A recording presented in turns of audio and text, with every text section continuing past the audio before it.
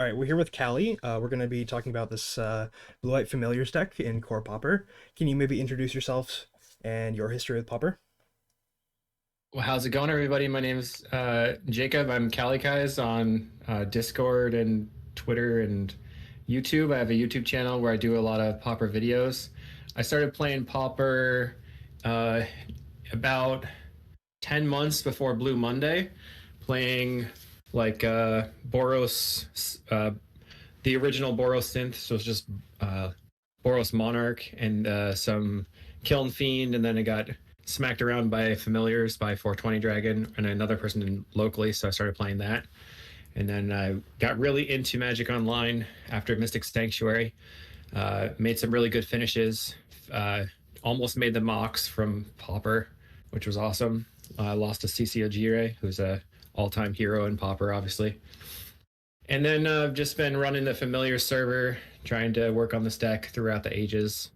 And I like to play big end game, draw a ton of cards combo.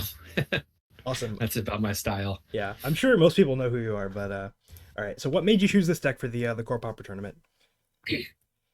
So I decided to play familiars mostly because I feel like that's the thing that I know how to do the best. I really wanted to play something like combo-y, and I considered playing rainbow familiars, but I just wasn't really super confident with the deck. I think familiars is good because it doesn't lose too much stuff. And then one thing we were talking about before was that FAMs by itself was sort of the defining card advantage deck of the metagame for a long time. Yeah. So we want to see if FAMs can hold up versus the current card pool without the supplemental stuff. Okay. And I think this will give me a good chance to leverage my own personal skills. So the one thing that I was concerned about after actually testing this was the lack of Ash Barons, and that seems to actually be a pretty big hit to the deck, but we'll see if it matters in the end. Okay. And what made you choose to go with the Pirates and the Compulsive Research, the combo version? So I've was playing around. We know that Ephemerate Lock is like really, really good, and it's an extremely strong way to finish the game. I think that having access to counterspell in the main deck to lock people out is not really an option anymore because getting two Arcanomancers where you're able to flicker them and manage the opponent, you're already kind of in the end game anyway. Hmm. What we found was that Burn is still extremely strong when the only card it's missing is essentially Swift Spear. So you're already kind of a dog to that, as well as I found testing against Blue Black Terror was pretty brutal when you're trying to play a fair game. So what I like about Prosperous Pirates is that you can make infinite life much easier, where one familiar Arcanomancer, Pirates, and a Flicker goes infinite, because Pirates makes 2 mana off the treasures. So for a 4-card combo, you can make infinite life and basically lock your opponent out of the game that way.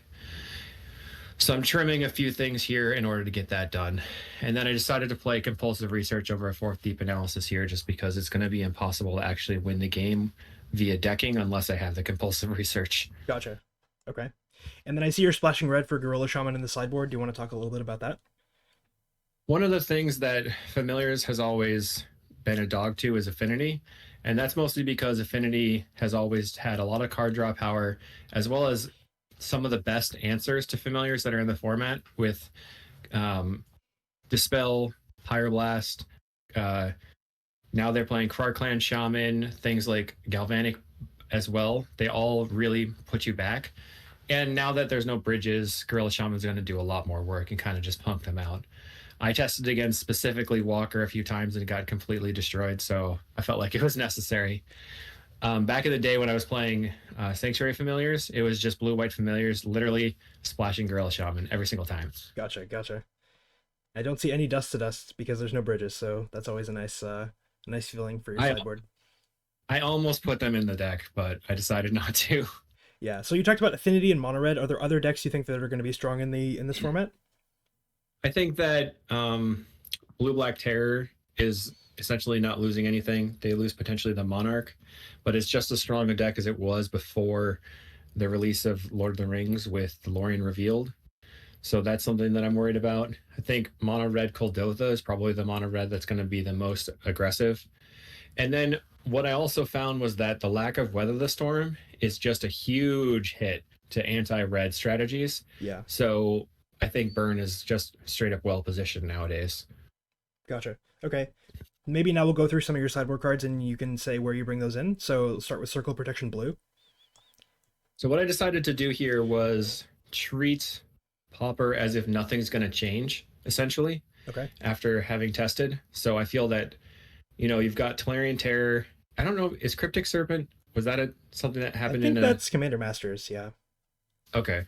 So I wasn't sure if it was going to be mono blue or not, but versus Blue Black Terror, you essentially lose if they have a couple early terrors. So Circle of Protection Blue stops that completely, as well as being a fun punk versus fairies, which I do enjoy, just saying no ninja to you. But basically, if you can get this to resolve, you'll win the game versus Blue Black Terror because they can't really win the game just off the back of anglers due to our snaps. And Right. shutting down the terror gives you a bunch of time. So that's why I'm bringing it in. And so, like, if I was facing terror specifically, I'd probably bring in the two circle protection and then trim on like a faithful and a compulsive research, or maybe even a snap. I'm not really sure. Potentially prosperous pirates. But in that matchup, I like the negate specifically because they've got stuff like snuff out, and I want to protect the circle protection. I can lean on the potential for a game one infinite life off the prosperous pirates to stop them as well. Okay. That makes sense to me. Just planning on killing them with drifters. What is And the then Modern Age. oh the modern age? The modern age helps too. Yeah. What is the Sanctify for? I've never seen this card in my entire life. I think. So you will note that one of the cards that I used to play or have been playing in familiars for artifacts and enchantments is called Nature's Chant, and that card is in Modern Horizons 1 or Modern Masters or something. Okay. So that card is not legal per the no supplemental sets rule. So I was looking for a disenchant. Disenchant itself is 1 and a white, destroy artifact or enchantment, and Sanctify has you gain 3 life tacked on. I don't know why, but it's better than disenchant, so I'm going to take Well, it. this one's a sorcery, and Disenchant's an instant. So No, okay, I'll go back to disenchant. okay. I was gonna say I don't know if that's gonna be a worthwhile trade off. I didn't think that one through, I guess. So strike it, go back to disenchant. All right, and you got one strands. You just saved me. You just saved me. Yeah. I assume this is for monocolored and aggro decks, or Yeah, I think that versus something like Bogles, I would want to have Stonehorn, but Stonehorn is so bad versus the rest of the metagame that it's not really helpful. So I have to just lean on a couple of strands, a couple of now disenchants, and my negates to try to stop them. okay. And then prismatic strands can come in versus mono red as well. I wouldn't bring in a second copy versus mono blue probably. Gotcha. It can potentially come in versus like decks that are doing board wipes like Pestilence or Krarkland Shaman decks. Right. The strands are super good with the modern age, I found. Right. I've got 4 pitchables with the deep analysis and the prismatic strands. Yep. And then modern age also allows you to pivot game plans. So if the prosperous pirates are just completely dead in game 1, you can just get rid of them. Or if you don't need to counter spells, you can get rid of negate. If you're facing control, you can pitch the God Pharaoh's Faithful. It's just been a very, very helpful card to have in familiars. Awesome. Okay. And then Hydroblast, these obviously come in against mono red. Is there any other place they come in? Any sort of multicolored control deck, you would bring them in. If it's a blue-red control, which you could still play the Is It Terror control at this point, I think. And then you could bring it in against Tron or blue-red fairies, stuff like that. Gotcha. Any Pyroblast deck, you would probably bring it in. And then obviously burn. Yeah. Is it Terror Control with no Monarch? Sounds like a breeze, to be honest, but I guess we'll see. So then you have a counterspell and a negate in your sideboard. So what is with these? What is with this split? I think negate is more useful because it's good against stuff like Bogles and Terror. If I want to bring in a third, I don't think that Prohibit is necessary at this point in the metagame. Prohibit used to be a card that I would bring in versus fairies, but I completely shut down fairies with my combination of Modern Age and Deep Analysis, so I'm not really worried about that. I don't have to counter Spellstutter Sprite to win the game. I can bring in Counterspell there.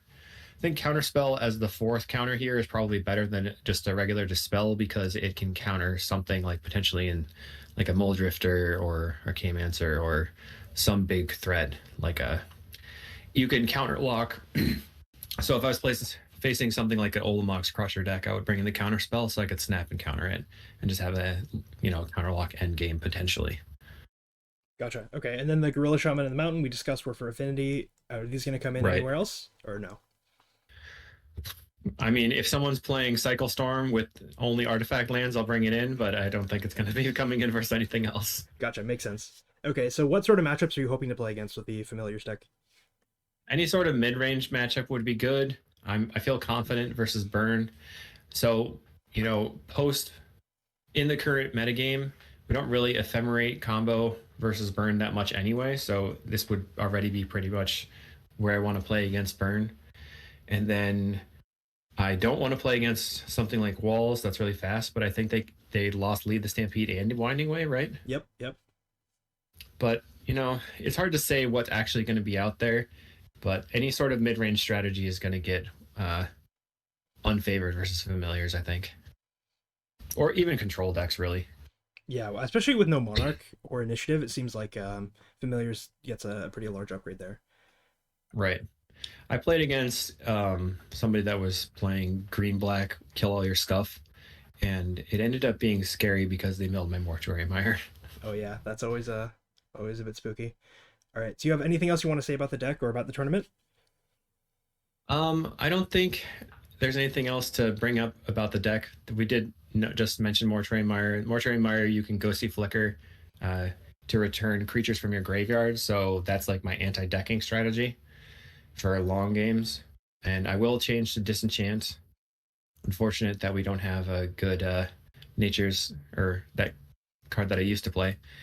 But it's interesting to see, and I'm glad that we're trying out new things. I always want to experiment, and I appreciate you putting this on. So good luck to everybody in the tournament. Yeah, no worries. Thank you for supporting the prize pool.